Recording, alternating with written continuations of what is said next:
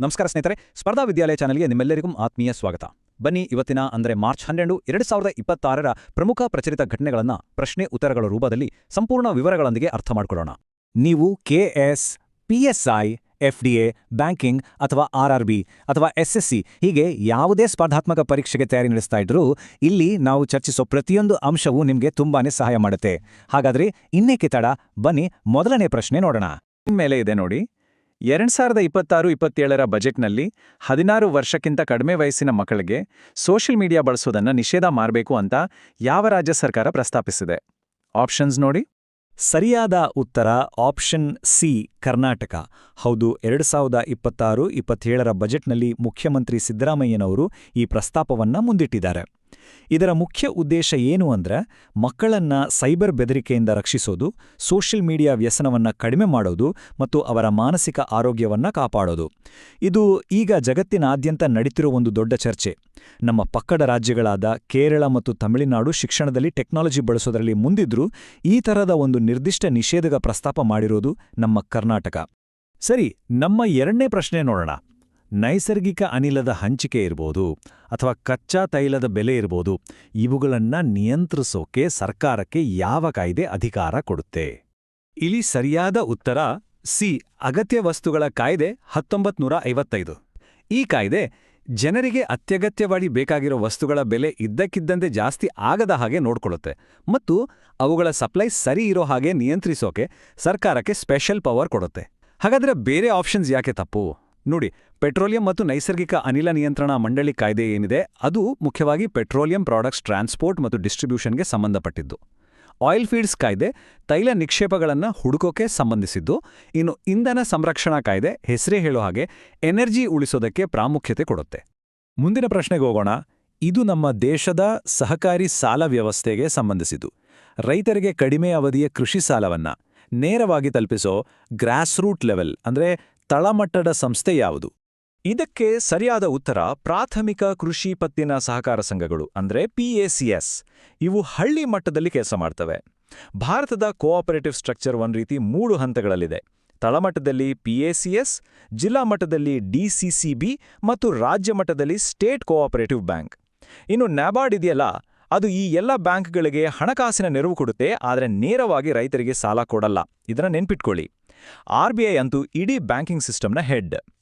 ಸರಿ, ಸರ್ಕಾರ ಮತ್ತು ನೀತಿಯಿಂದ ಈಗ ನಾವು ಸೈನ್ಸ್ ಅಂಡ್ ಟೆಕ್ನಾಲಜಿಯ ರೋಚಕ ಜಗತ್ತಿಗೆ ಹೋಗೋಣ. ನಮ್ಮ ದೇಶದ ಹೆಮ್ಮೆಯ ಸಾಧನೆಗಳು ಏನೇನಿದೆ ಅಂತ ನೋಡೋಣ ಬನ್ನಿ.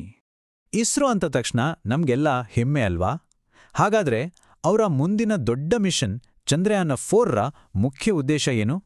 ಸರಿಯಾದ ಉತ್ತರ ಬಿ, ಚಂದ್ರನ ಮೇಲೆ ಇಳಿದು ಅಲ್ಲಿನ ಮಣ್ಣು ಮತ್ತು ಕಲ್ಲುಗಳ ಸ್ಯಾಂಪಲ್ಗಳನ್ನು ತಗೊಂಡು ಸೇಫಾಗಿ ಭೂಮಿಗೆ ವಾಪಸ್ ತರೋದು. ಇದು ಭಾರತದ ಮೊದಲ ಸ್ಯಾಂಪಲ್ ರಿಟರ್ನ್ ಮಿಷನ್ ಆಗಲಿದೆ. ಇದು ತುಂಬಾ ದೊಡ್ಡ ಮೈಲಿಗಲ್ಲು. ಚಂದ್ರನ ಮೇಲೆ ಮನುಷ್ಯರನ್ನ ಇಳಿಸೋದು ಗಗನಯಾನದ ಮುಂದಿನ ಹಂತ. ಈ ಸ್ಲೈಡ್ನಲ್ಲಿರೋ ಟೇಬಲ್ ನೋಡಿ, ಇದು ಎಷ್ಟು ದೊಡ್ಡ ಜಿಗಿತ ಅಂತ ನಿಮಗೆ ಅರ್ಥ ಆಗತ್ತೆ. ಚಂದ್ರಯಾನ್ 3ಯ ರೋವರ್ ಕೇವಲ 25 kg ಇತ್ತು, ಆದರೆ ಮುಂದೆ 350 kgಯಷ್ಟು ದೊಡ್ಡ ರೋವರ್ ಕಳಿಸೋ ಪ್ಲಾನ್ ಇದೆ. ಮುಂದಿನ ಪ್ರಶ್ನೆ ನ್ಯೂಕ್ಲಿಯರ್ ಎನರ್ಜಿ ಬಗ್ಗೆ. ಭಾರತ್ ಸ್ಮಾಲ್ ಮಾಡ್ಯುಲರ್ ರಿಯಾಕ್ಟರ್ ಅಥವಾ BSMR 200 ಅನ್ನೋ ಹೊಸ ತಲೆಮಾರಿನ ಅಣು ರಿಯಾಕ್ಟರ್ನ ಯಾವ 2 ಸಂಸ್ಥೆಗಳು ಸೇರಿ ಡಿಸೈನ್ ಮಾಡ್ತಿವೆ? ಉತ್ತರ ಹೇಳೋಕು ಮುಂಚೆ ಈ ನಂಬರ್ ನೆನ್ಪಿಟ್ಕೊಳ್ಳಿ. 220 ಮೆಗಾವಾಟ್ ಎಲೆಕ್ಟ್ರಿಕ್. ಇದು BSMR 200 ರಿಯಾಕ್ಟರ್ನ ವಿದ್ಯುತ್ ಉತ್ಪಾದನಾ ಸಾಮರ್ಥ್ಯ. ಸರಿಯಾದ ಉತ್ತರ B, Bhabha atomic research centre ಅಂದ್ರೆ BARC ಮತ್ತು nuclear power corporation of India limited NPCIL. Small modular reactor ಅಂದ್ರೆ ಏನು ಗೊತ್ತಾ? ಸಿಂಪಲ್ ಆಗಿ ಹೇಳೋದಾದ್ರೆ ಇವು ಮಿನಿ ನ್ಯೂಕ್ಲಿಯರ್ ಪ್ಲಾಂಟ್ಸ್ ಮಾದರಿ. ಚಿಕ್ಕದಾಗಿರುತ್ತೆ, ಹೆಚ್ಚು ಸುರಕ್ಷಿತ ಮತ್ತು ಕಡಿಮೆ ಖರ್ಚಿನಲ್ಲಿ ನಿರ್ಮಿಸಬಹುದು. ಇದು ಭಾರತದ ಕ್ಲೀನ್ ಎನರ್ಜಿ ಗುರಿ ತಲುಪೋಕೆ ಒಂದು ದೊಡ್ಡ ಹೆಜ್ಜೆ. ಈಗೊಂದು ಹೆಮ್ಮೆಯ ವಿಷಯದ ಬಗ್ಗೆ ಪ್ರಶ್ನೆ. ನಮ್ಮ ದೇಶದ ನ್ಯೂಕ್ಲಿಯರ್ ಪವರ್ ಸೆಕ್ಟರ್ನಲ್ಲಿ ಒಂದು ಐತಿಹಾಸಿಕ ನೇಮಕಾತಿಯಾಗಿದೆ. ಕಾರ್ಯನಿರ್ವಹಿಸುತ್ತಿರುವ ಅಣುವಿದ್ಯುತ್ ಸ್ಥಾವರವೊಂದರ ಮೊದಲ ಮಹಿಳಾ ಮುಖ್ಯಸ್ಥೆಯಾಗಿ ನೇಮಕಗೊಂಡವರು ಯಾರು? ಸರಿಯಾದ ಉತ್ತರ ಬಿ, RM ನಚಮ್ಮೈ. ಇವರು ತಮಿಳುನಾಡಿನ ಕಲ್ಪಾಕಂನಲ್ಲಿರೋ ಮದ್ರಾಸ್ ಅಣು ವಿದ್ಯುತ್ ಸ್ಥಾವರದ ಮುಖ್ಯಸ್ಥೆಯಾಗಿ ನೇಮಕವಾಗಿದ್ದಾರೆ. ಇದು ನಿಜಕ್ಕೂ ಒಂದು ಐತಿಹಾಸಿಕ ಕ್ಷಣ. ಬೇರೆ ಆಪ್ಷನ್ಗಳಲ್ಲಿರೋ ದ್ರೌಪದಿ ಮುರ್ಮು ಅವರು ನಮ್ಮ ರಾಷ್ಟ್ರಪತಿಗಳು. ಟೆಸ್ಸಿ ಥಾಮಸ್ ಅವರನ್ನ ಭಾರತದ ಕ್ಷಿಪಣಿ ಮಹಿಳೆ ಅಂತಾನೆ ಕರೀತಾರೆ. ಗಗನ್ದೀಪ್ ಕಾಂಗ್ ಕೂಡ ಒಬ್ರು ಶ್ರೇಷ್ಠ ವಿಜ್ಞಾನಿ. ಆದರೆ ಅಣು ಸ್ಥಾವರದ ಆಪರೇಷನಲ್ ಹೆಡ್ ಆದ ಮೊದಲ ಮಹಿಳೆ ಆರ್.ಎಂ. ನಚಮ್ಮೈ. ಸರಿ, ಸೈನ್ಸ್ನಿಂದ ಈಗ ನಾವು ಅವಾರ್ಡ್ಸ್ ಮತ್ತು ಎನ್ವಿರಾನ್ಮೆಂಟ್ ಕಡೆಗೆ ಹೋಗೋಣ. ಕೆಲವು ಪ್ರಮುಖ ಪ್ರಶಸ್ತಿಗಳು ಮತ್ತು ಪರಿಸರಕ್ಕೆ ಸಂಬಂಧಿಸಿದ ಒಂದು ಮುಖ್ಯ ವಿಷಯದ ಬಗ್ಗೆ ತಿಳ್ಕೊಳ್ಳೋಣ.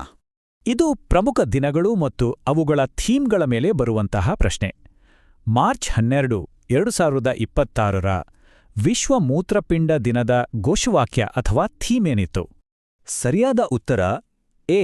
ಎಲ್ಲರಿಗೂ ಮೂತ್ರಪಿಂಡ ಆರೋಗ್ಯ, ಜನರನ್ನು ಕಾಳಜಿ ವಹಿಸುವುದು, ಭೂಮಿಯೆಂದು ರಕ್ಷಿಸುವುದು. ಪ್ರತಿ ವರ್ಷ ಮಾರ್ಚ್ ತಿಂಗಳ 2ನೇ ಗುರುವಾರದಂದು ಈ ದಿನವನ್ನು ಆಚರಿಸಲಾಗುತ್ತೆ. ಈ ಸಲದ ಥೀಮ್ನ ವಿಶೇಷತೆ ಏನಂದ್ರೆ, ಇದು ಬರೀ ನಮ್ಮ ಆರೋಗ್ಯದ ಬಗ್ಗೆ ಮಾತಾಡ್ತಿಲ್ಲ, ಬದಲಾಗಿ ನಮ್ಮ ಪರಿಸರದ ಆರೋಗ್ಯಕ್ಕೂ ನಮ್ಮ ಆರೋಗ್ಯಕ್ಕೂ ಇರೋ ಲಿಂಕ್ ಬಗ್ಗೆ ಒತ್ತಿ ಹೇಳ್ತಿದೆ. 2026ರ ಮೆಟಾ ಜೀವಮಾನ ಸಾಧನೆ ಪ್ರಶಸ್ತಿ ಯಾರಿಗೆ ಸಿಕ್ಕಿದೆ? ಮೆಟಾ ಅಂದ್ರೆ Mahindra excellence in theatre awards ಅಂತ. ಈ ಗೌರವಕ್ಕೆ ಪಾತ್ರರಾದವರು ಹಿರಿಯ ನಟ ಮತ್ತು ನಿರ್ದೇಶಕ ಅಮೋಲ್ ಪಾಲೇಕರ್. ಅವರನ್ನ ಹೆಚ್ಚಾಗಿ ಸರಳ, ಸುಂದರ ಸಿನಿಮಾಗಳೇ ನೋಡಿರ್ತೀವಿ ಅಲ್ವಾ? ಆದರೆ ಭಾರತೀಯ ರಂಗಭೂಮಿಗೆ, ಅದರಲ್ಲೂ ವಿಶೇಷವಾಗಿ ಪ್ರಯೋಗಾತ್ಮಕ ರಂಗಭೂಮಿಗೆ ಅವರು ನೀಡಿದ ಕೊಡುಗೆ ಅಪಾರ. ಅದಕ್ಕಾಗಿಯೇ ಈ ಪ್ರಶಸ್ತಿ. ನಮ್ಮ ಪರಿಸರಕ್ಕಾಗಿಯೇ ಬದುಕೋ ಒಂದು ಸಮುದಾಯದ ಬಗ್ಗೆ ಕೇಳಿದಿರಾ? ಅವರ ಬಗ್ಗೆನೇ ಈ ಪ್ರಶ್ನೆ. ರಾಜಸ್ಥಾನದಲ್ಲಿ ಮರ ಕಡಿಯೋದನ್ನ ವಿರೋಧಿಸಿ ಇತ್ತೀಚೆಗೆ ಪ್ರತಿಭಟನೆ ಮಾಡ್ತಿರೋ ಪರಿಸರ ಸಂರಕ್ಷಣೆಗೆ ಹೆಸರಾದ ಆ ಸಮುದಾಯ ಯಾವುದು? ಸರಿಯಾದ ಉತ್ತರ ಬಿ. ಬಿಷ್ಣೋಯ್ ಸಮುದಾಯ. ಇವರ ಪರಿಸರ ಪ್ರೀತಿಗೆ ನೂರಾರು ವರ್ಷಗಳ ಇತಿಹಾಸವಿದೆ. ಈ ಟೈಮ್ಲೈನ್ ನೋಡಿ. 1730ರಲ್ಲಿ ಅಮೃತಾದೇವಿಯವರ ನೇತೃತ್ವದಲ್ಲಿ 300ಕ್ಕೂ ಹೆಚ್ಚು ಬಿಷ್ಣೋಯಿಗಳು ಖೆಜರ್ಲಿ ಮರಗಳನ್ನು ಉಳಿಸೋಕೆ ತಮ್ಮ ಪ್ರಾಣವನ್ನೇ ಕೊಟ್ಟಿದ್ರು. ಆ ತ್ಯಾಗದ ಪರಂಪರೆಯನ್ನ ಇವತ್ತಿಗೂ ಅವರು ಮುಂದುವರಿಸ್ಕೊಂಡು ಬಂದಿದ್ದಾರೆ. ಸರಿ, ಇವತ್ತು ನಾವು ಸಾಕಷ್ಟು ವಿಷಯಗಳನ್ನ ತಿಳ್ಕೊಂಡ್ವಿ. ಬನ್ನಿ ಒಂದ್ಸಲ ಕ್ವಿಕ್ ಆಗಿ ಎಲ್ಲವನ್ನೂ ರಿವೈಸ್ ಮಾಡೋಣ. ಆಮೇಲೆ ನಿಮ್ಗೊಂದು ಚಾಲೆಂಜಿಂಗ್ ಪ್ರಶ್ನೆ ಕಾಯ್ತಾ ಇದೆ. ಫಟಾಫಟ್ ಅಂತ ಕೆಲವು ಪಾಯಿಂಟ್ಸ್ ನೆನಪು ಮಾಡ್ಕೊಳ್ಳೋಣ. INS ಅರ್ನಾಲಾ. ಇದು ಭಾರತದ ಮೊದಲ ಜಲಾಂತರ್ಗಾಮಿ ಯುದ್ಧ ನೌಕೆ. ಸಿಂಥೆಟಿಕ್ ಕಂಟೆಂಟ್ ಅಂದ್ರೆ ಡೀಪ್ ಫೇಕ್ಗಳಂತಹ AI generated media. PM Mitra ಯೋಜನೆ ಟೆಕ್ಸ್ಟೈಲ್ಸ್ಗೆ ಸಂಬಂಧಿಸಿದ್ದು. KSDLನ ಬ್ರ್ಯಾಂಡ್ ಅಂಬಾಸಿಡರ್ ತಮನ್ನಾ ಭಾಟಿಯಾ. ಮತ್ತು ತಾನ್ಯಾ ಸಿ ನಾಥನ್, ಕೇರಳದ ಮೊದಲ ಸಂಪೂರ್ಣ ಅಂಧ ನ್ಯಾಯಾಂಗ ಅಧಿಕಾರಿ. ಹೋಗೋ ಮುಂಚೆ ನಿಮ್ಗೊಂದು ಚಿಂತನೆಗೆ ಹಚ್ಚುವ ಪ್ರಶ್ನೆ. ಭಾರತದ ಸಂವಿಧಾನದ ಯಾವ ವಿಧಿ ಅಡಿಯಲ್ಲಿ, ಅಂದ್ರೆ ಯಾವ ಆರ್ಟಿಕಲ್ ಪ್ರಕಾರ ಲೋಕಸಭಾ ಸ್ಪೀಕರ್ ಅವರನ್ನ ಪದಚ್ಯುತಗೊಳಿಸುವ ಪ್ರಸ್ತಾವನೆಯನ್ನ ಮಂಡಿಸಬಹುದು? ಇದರ ಬಗ್ಗೆ ಸ್ವಲ್ಪ ರಿಸರ್ಚ್ ಮಾಡಿ ನೋಡಿ. ನಿಮ್ಮ ಉತ್ತರವನ್ನು ಮರೆಯದೆ ಕಾಮೆಂಟ್ ಬಾಕ್ಸ್ನಲ್ಲಿ ತಿಳಿಸಿ. ಈ ಮಾಹಿತಿ ನಿಮಗೆ ಉಪಯುಕ್ತ ಅನಿಸಿದ್ರೆ ದಯವಿಟ್ಟು ಲೈಕ್ ಮಾಡಿ, ನಿಮ್ಮ ಸ್ನೇಹಿತರೊಂದಿಗೆ ಶೇರ್ ಮಾಡಿ, ಹಾಗೆ ನಮ್ಮ ಸ್ಪರ್ಧಾ ವಿದ್ಯಾಲಯ ಚಾನೆಲ್ಗೆ ಸಬ್ಸ್ಕ್ರೈಬ್ ಆಗೋದನ್ನ ಮರಿಬೇಡಿ. ನಮ್ಮೊಂದಿಗೆ ಭಾಗವಹಿಸಿದ್ದಕ್ಕಾಗಿ ಧನ್ಯವಾದಗಳು.